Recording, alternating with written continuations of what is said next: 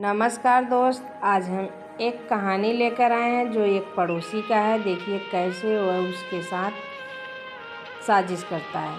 छोटे भाई का विवाह था, कुछ खास खरीदारी करनी थी, इसलिए कल का दिन खास था। खाना खाकर मॉल के लिए रवाना हो गई। खरीदारी करते करते शाम ढल गई। मैं थक कर रात का खाना खाकर बाहर ही सो गई। सुबह जब मेरे मोबाइल फ़ोन देखा, उसमें मेरी सहेली के पति का मैसेज था। क्या आप मुझे 2 लाख रुपए उधार दे सकती हैं? मेरी पत्नी अस्पताल में है और मुझे अस्पताल का बिल चुकाना है। जैसे ही यह मैसेज मैंने देखा, मुझे मन में बड़ी आत्मग्लानि सी हुई। ओ, मेरी सहेली को रुपए की आवश्यकता है और मैं अब मैसेज देख रही हूँ। मैंने झट से अपने पति को ऑफिस में फ़ोन किया। सुनो, मेरी सहेली को मदद चाहिए, उसके पति ने फ़ोन पे मैसेज किया है, क्या करूं? कौन सहेली? मेरे पति ने रूखे स्वर में पूछा। वही जो अभी कुछ माह पहले हमारे नीचे के तीसरे फ्लोर में रहने आई थी। वो हमारी बेटे के दोस्त शुभम की माँ है। पति देव ने पूछा। हाँ वही, उसका 8वां महीना चल रहा था, शायद अब अस्पताल में एडमिट है। अचानक से रुपयों की ज़रूरत पड़ गई है, तभी उसके पति ने मैसेज किया। उसके पति ने तुम्हारी बातचीत होती है? मेरे पति ने प्रश्नात्मक लहजे से पूछा। नहीं, कभी नहीं हुई, शायद बहुत रिजर्व टाइप के हैं। मैं जब भी उनके घर में गई, दूसरे कमरे में ही बैठे रहते थे, कभी आमना सामना नहीं हुआ। हम पर ऐसी कोई मजबूरी होती तो वह मुझसे बात करता जैसे तुम उनकी पड़ोसी हो। मैं भी उनका पड़ोसी हूँ। मुझे अपने पति सुजीत की रूखी बातें सुनकर उन पर बहुत गुस्सा आया। कैसे हो तुम सुजीत? तुम शायद उनकी मदद करना ही नहीं चाहते, कह कर के मैं फ़ोन काट दिया। मैं आत्मग्लानि से भर गया था, सोच में पड़ गई थी, ऐसे समय में भी कोई मदद ना करे तो कितना बुरा लगेगा मेरी सहेली संजू को। पर मैं मजबूर, बेचारी कहाँ से 2 लाख रुपए लाती? सो मन मसोस कर रह गई। 2 दिन पिछले 9 माह को सोचते हुए काटे। मम्मा, ये है मेरे दोस्त शुभम। मेरे बेटे ने अपने दोस्त से परिचय करवाते हुए कहा था। दोनों बच्चे एक ही स्कूल में पढ़ते थे और शुभम और उसका परिवार हमारे अपार्टमेंट में किराए पर रहने आए थे। शुभम की माँ को कभी उसके साथ ना देखा तो पूछ लिया, तुम्हारी माँ कभी तुम्हारे साथ क्यों नहीं आती? आंटी, मेरी माँ को डॉक्टर ने बेड रेस्ट दिया है, इसलिए सारे दिन घर में सोई रहती है। मेरे घर में छोटा भाई आने वाला है। ओह, मतलब तुम्हारी माँ प्रेग्नेंट है? शुभम मेरी बात सुनकर सिर्फ मुस्कुरा दिया। अब अक्सर वह मेरे बेटे के साथ ही खेलता। वैसे भी पूरे अपार्टमेंट में ये दोनों एक ही स्कूल में पढ़ते थे, बाकी सब बच्चे दूसरे स्कूल में थे। दोनों बच्चे आपस में खेलकर बहुत खुश होते थे। अब ये दोस्त कम और भाई ज़्यादा लगने लगे हैं। कभी कभार मेरा बेटा भी शुभम के घर जाता, अक्सर छुट्टी के दिन वह उनके घर ही होता। तभी शुभम का जन्मदिन आया। अपार्टमेंट के कुछ बच्चों को जन्मदिन की पार्टी में बुलाया गया, लेकिन शुभम की माँ ने मेरे बेटे के साथ मुझे भी आने को जोर दिया। मैं भी संघर्ष निमंत्रण स्वीकार कर लिया और उनके जन्मदिन पर उपहार लेकर पहुंच गई। सभी मेहमान भी अनजान थे, अधिकतर लोग उनके रिश्तेदार और पुराने मित्र थे। तभी शुभम की माँ बोली, आओ आपको मैं अपनी सास से मिलवाती हूँ। सास का नाम सुनते ही मेरे आंखों के सामने अधपके काले सफ़ेद वाली वृद्धा की तस्वीर उभर आई। लेकिन जैसे ही उनकी सास दिखी, जैसे मेरी आंखें कुछ गलत देख रही या कान गलत सुन रहे हों, ऐसा एहसास हुआ। मैं फिर से शुभम की माँ से पूछा, क्या परिचय करवाना तुमने इनका? वह बोली, मेरी सास है, शुभम की दादी। क्या वो मेरे मुँह से निकला तो वह खुद भी हंसने लगी। खैर, उस समय तो मुझे अपने मन में आए सवाल का जवाब लाना उचित न लगा, किंतु अगले ही दिन जब मैं अपने बेटे को लेने उनके घर गई तो बात बात पे ही मैंने पूछ लिया, तुम्हारी सास ऐसी मॉडर्न सुंदर वेस्टर्न कपड़े, बोल्ड हेयर, हाई हील, और तुम ऐसी देसी, तुम्हारी सास ने तुम्हें पसंद कैसे कर लिया? वह जोर जोर से हंसने लगी और बोली, बेटा को पसंद आ गए हम। ओ तुम्हारी लव मैरिज है? फिर भी वह जोर जोर से हंसने लगी और ठहाका लगाकर बोली, शादी के लिए हमारा देखना दिखाना एक होटल में हुआ था। मेरी सास को देखकर मेरा भाई बोला दीदी चलो, किसी हॉल में यह शादी नहीं होगी।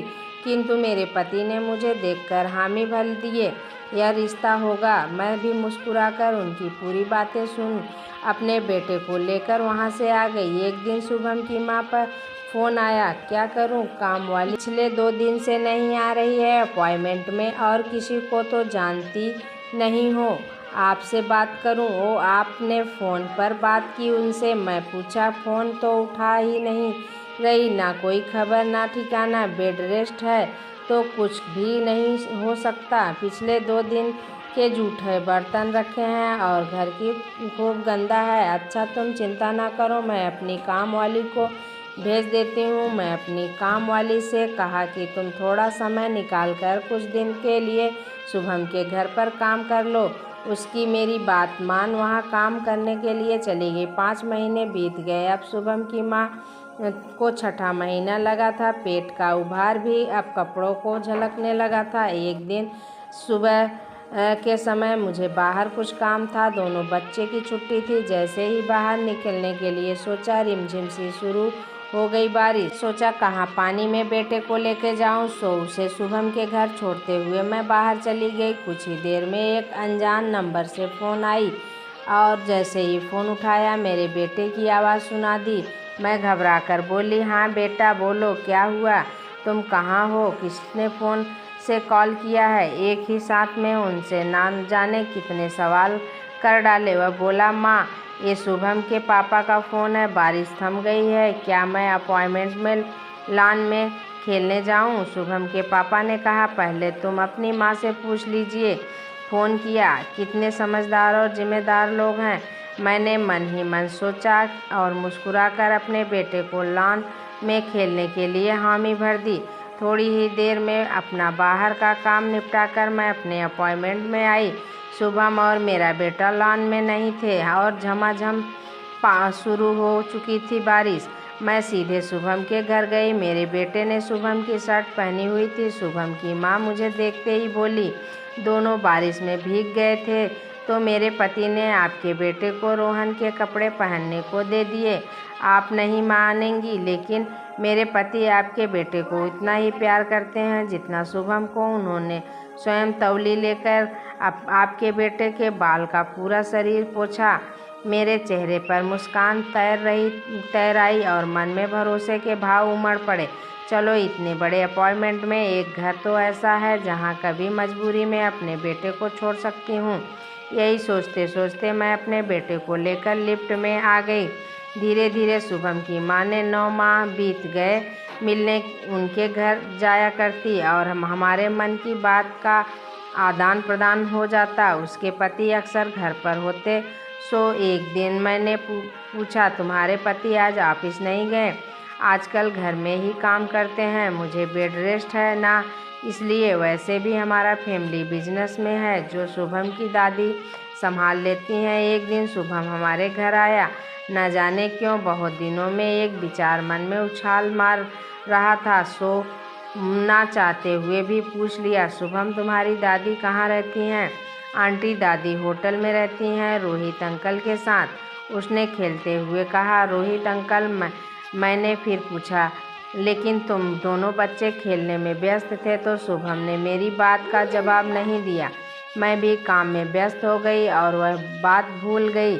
बस इसी तरह मिलते जुलते शुभम की माँ के 9 महीने पूरे हो जा रहे थे। एक दिन मेरा बेटा शुभम के घर से आया और बोला, माँ शायद शुभम के घर में बेबी आने वाला है। मैंने पूछा, तुम्हें किसने कहा? माँ, शुभम ने। अच्छा ठीक है, अब तुम हाथ मुँह धो कर के खाना खा लो। जब रोहन के घर बेबी आएगा हम उसे देखने जाएंगे। और आज जब उसके पति का मैसेज देखकर अपने पति से जो बात हुई उस पर नज़र मिलाई तो मैं शुभम की माँ से उनके बच्चे के लिए मुँह दिखाई का उपहार लेके जाना ही होगा। क्या सोचेंगे वह मेरे बारे में? दोनों बच्चों को भाई कहने वाला बुरा वक्त पड़ा तो चुप्पी करके बैठ गई। खैर 5 दिन के बाद हम फ़ोन कॉल पे मेरी धड़कन बढ़ जाती है। ऐसा लगता है जैसे अस्पताल से छुट्टी के समय जब उन्हें रुपयों की आवश्यकता होगी तो तो शायद सहेली का फ़ोन ज़रूर आएगा। लेकिन अगले ही दिन उनके बच्चे का रिटर्न कॉल आता है और बोलता है, आंटी मेरे घर में बहन आई है छोटी सी। मैं उसे बधाई देते हुए कहा, हाँ आती हूँ। मैं तुम्हारे दोस्त को तुम्हारे घर लेकर तुम्हारी बहन देखने शाम को ही हिम्मत जुटाकर अपने बेटे को लेकर उनके घर गई। उनके घर की घंटी बजाते हुए लगा कि यदि उनके पति दरवाजे खोला तो कैसा उनका सामना करूंगी, क्या बहाना बनाऊंगी मदद ना करने का। जैसा सोचा वैसा ही हुआ। उनके पति ने अंदर से दरवाज़ा खोला, लेकिन बिना कुछ कहे अंदर चले गए। अब मैं अपनी सहेली के पलंग के पास रखे छोटे स्टूल पर बैठी थी। दोनों बच्चों एक दूसरे से खेलने लगे थे। बात बात में ही अस्पताल का नाम पूछा। नाम सुना ही नहीं तो महंगा अस्पताल था। करीब 1 घंटा वहाँ बैठी। हर एक पल भारी लग रहा था। अब जब मेरी सहेली कुछ बोलने को मुँह खोलती, लगता अब वह रुपए के बारे में बात करेगी, लेकिन ऐसा कुछ ना हुआ। मैं 1 घंटे बाद अपने घर आ गई। करीब 1 महीने तक वह यही विचार मन में आता रहा, कभी तो उन रुपयों का जिक्र करेगी या अपनी तरफ से कुछ बात बनाकर कहेगी, किंतु ऐसा कुछ ना हुआ। लेकिन हाँ, मेरे पति ने एक दिन अचानक से पूछा, क्या हुआ, तुम्हारी उस सहेली का बेटी हुई है? मैं तखली से जवाब दिया, जब मदद नहीं करनी थी तो फिर इतना मतलब ही क्यों रखना। हम मैडम जी, आप बहुत भोली हैं। यदि उनके पति का रुपयों की ज़रूरत थी तो उनके अपने पत्नी से जिक्र तो किया होगा, और यदि जिक्र किया होगा तो वह तुमसे इस बारे में ज़रूर बात करती होगी। 1 महीने से ऊपर हुआ, अब वो तक कोई जिक्र नहीं हुआ। मुझे ये लोग ठीक नहीं लगते। सोचो, रोहन की दादी को रोहित अंकल के साथ रहना, 55 वर्ष की महिला के रहन सहन और बेटे बहू के रहन सहन का फ़र्क, तुम्हारी सहेली के पति का हर वक्त घर में रहना, जब तुम उनके घर जाना तो सहेली द्वारा अपने पति के परिचय न करवाना और पति का भी तुमसे कोई बात न करना। लेकिन जब रुपयों की ज़रूरत आन पड़ी तो तुम्हें मैसेज करना, जबकि ऐसा ज़रूरी हो तो फ़ोन तुम्हारी सहेली का आना चाहिए था या उसके पति। मुझे बात करते, कैसे कोई पुरुष एक महिला से 2 लाख रुपए मांग सकता है, जबकि उन महिला उसकी कभी बात ना हुई हो। मैं सुजीत की बातें सुनी। अगले दिन मैं पार्क में अपने बेटे को लेकर गई। वहाँ कुछ महिलाएं भी बैठी थी जिनके बच्चे वहीं खेल रहे थे। तभी मैं आज उनके पास जाकर बैठ गई और बात करने लगी। मेरा मन बहुत भारी था। ना जाने कितना सवाल मन में ज्वार भाटा उठे हुए थे। मुझसे रहा न गया और मैं अपने साथ वाकया उन्हें बताया। मेरा मुंह खुलना था कि एक महिला बोल पड़ी, तीसरे फ्लोर वाला बंदा अपने बच्चे को लेकर यहाँ पार्क में आया करता है। कुछ दिनों में बच्चों को हिल मिल गया। बच्चे को स्लाइड पर चढ़ाने में मदद करता, और एक दिन न एक दिन मैं आगे सुनने को बेताब उठी। एक दिन वो कसम खा कर किसी को कहोगी कि नहीं, वरना फालतू में मेरा नाम हो जाएगा। तुम पहले बताओ तो सही, एक दिन क्या? मैं घबराते हुए पूछा। पहले यहाँ एक लेडीज़ थी। एक दिन वह अपने बेटे को पार्क में छोड़कर पार्लर चली गई। तीसरे फ्लोर वाला बंदा उस समय पार्क में था।